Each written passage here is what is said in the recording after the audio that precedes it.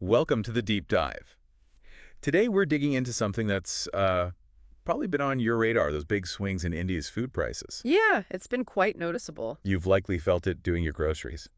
And certainly for anyone prepping for the UPSC exams, this is, well, core stuff for understanding the Indian economy, especially agriculture's role. Absolutely critical. We've been looking at the Indian Express to sort of unpack this whole inflationary roller coaster. We want to focus on how weather patterns and farm output really connect. That interplay is key. So our mission today is pretty clear. Yeah. Give you, our listeners, especially the UPSC aspirants, a really sharp understanding of these recent food inflation trends, why they happened, and maybe what's coming next. Think of it as a targeted analysis for your prep. And what's really striking is this big swing, isn't it? We had this long stretch where high food prices were, frankly, a major headache, hitting budgets everywhere. It's really hitting hard. And now, more recently, we've seen things ease off quite a bit. To really get it, we have to start with the big driver, the weather. Okay, let's jump into that. The Indian Express piece really highlighted a major El Niño event.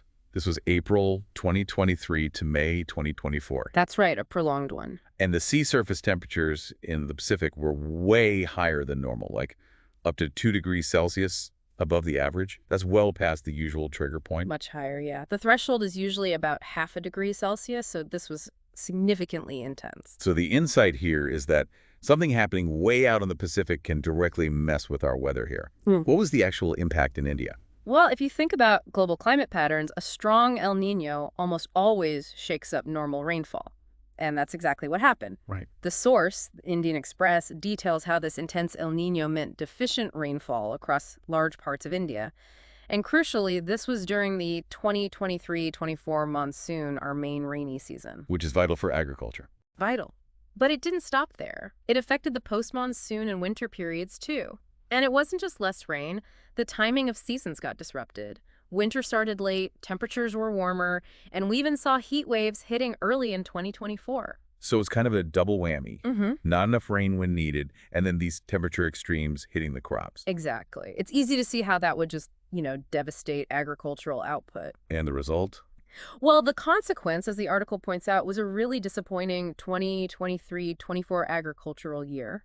Both Kharif, that's your summer harvest, and Rabi crops, the winter ones, really underperformed. Okay. And that underperformance connects directly to the food price surge that followed.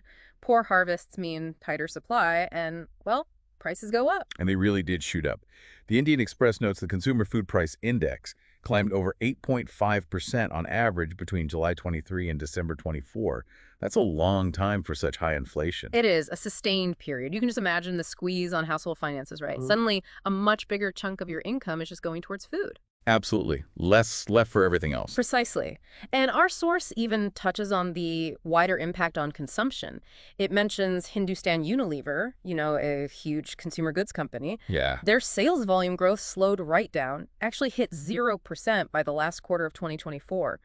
That's a pretty stark sign of how high food prices can really dampen overall demand in the economy. Okay, but then things shifted. This is where it gets really interesting, I think, for understanding these economic cycles. After all that high inflation, there was a noticeable turnaround. There was. By March 2025, retail food inflation dropped significantly, down to just 2.7% year on year. That's the lowest since late 2021. Must have been a huge relief for people. Oh, absolutely. A very welcome change. So what was the main thing that caused this shift? What turned it around? The primary factor, and the Indian Express really emphasizes this, was the recovery in farm output during the 2024-25 agricultural year. Ah, okay. And the key element, a much more favorable monsoon season, plus we didn't have those disruptive El Niño patterns hanging around. Right, the absence of El Niño helped. It did. Interestingly, we didn't swing fully into La Niña, which often brings more rain, but there was a mild cooling of those Pacific sea surface temperatures. Even that subtle shift helped stabilize things. So it contributed to a more normal winter. Yes, exactly. And a normal winter is crucial for a good Rabi crop. So basically, the weather just became much friendlier for farming in 2024-25. And that meant better harvests. Precisely. As the improved harvests, both Kharif and Rabi, started hitting the markets, the supply increased. And naturally, those high prices started to soften. It's basic supply and demand, really, playing out very clearly. The Indian Express also uses wheat as a really good case study here. It seems by April 2024, government wheat stocks were dangerously low. Lowest since 2008, apparently. Yeah, that was definitely a point of concern. The 2023-24 wheat crop had a tough time, especially in central India. Remember that delayed winter and not enough sunshine? Right, the weather issues again. Exactly. It hit the crop development hard. Now, the northern states did a bit better, but overall, national production was down.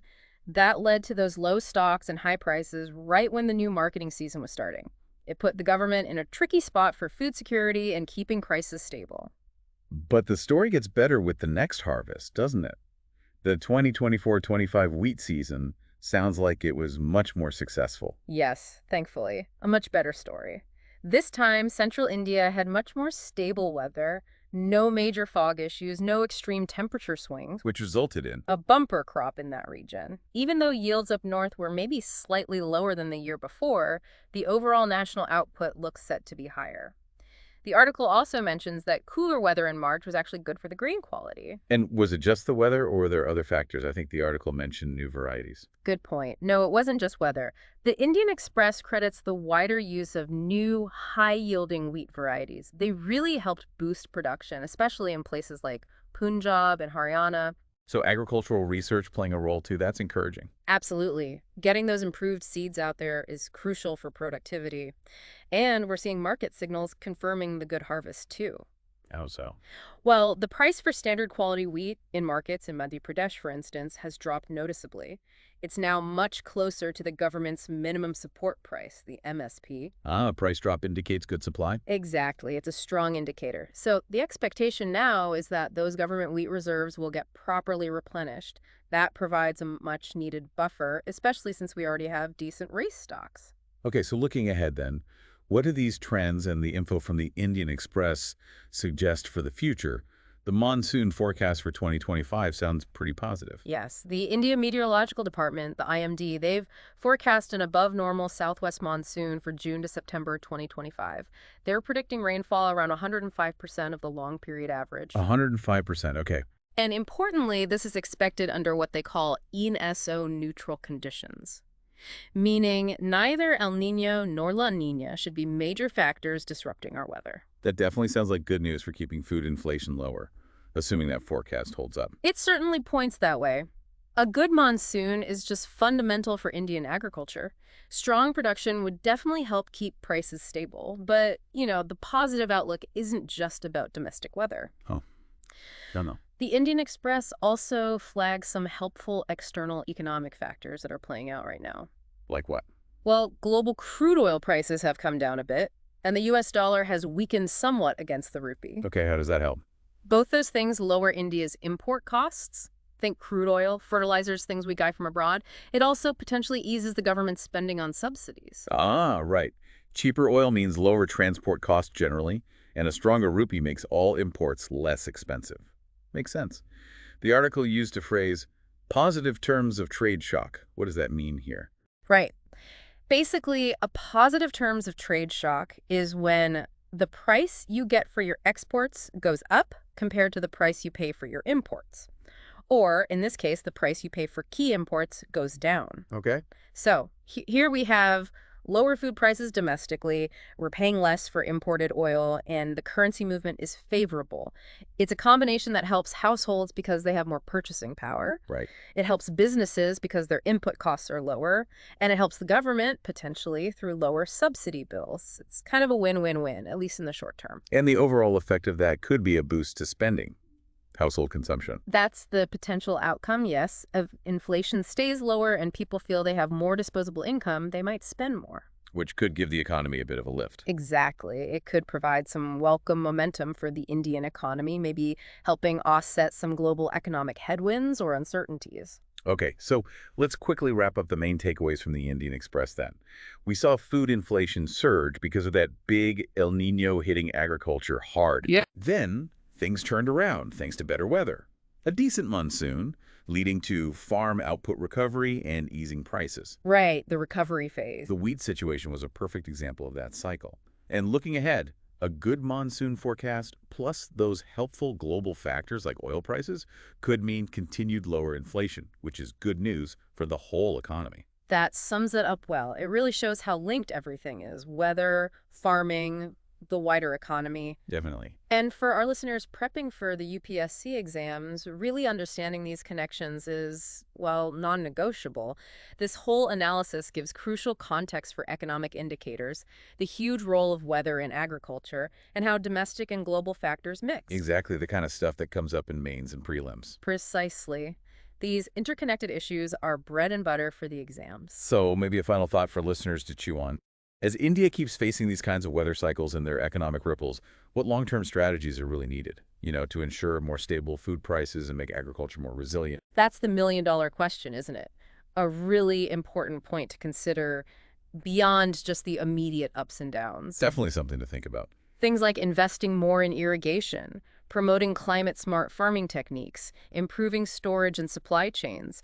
Those are the kinds of long-term plays essential for resilience against future shocks and ensuring food security. Crucial points. Well, that brings us to the end of this deep dive on India's food inflation journey. We really hope this breakdown, using insights from the Indian Express, has given you a clearer picture. Hope it was useful. If you found this discussion helpful, please do like and subscribe to the deep dive for more analyses like this. And drop a comment if you have any more questions. Remember, our main source today was the Indian Express. Thanks for tuning in.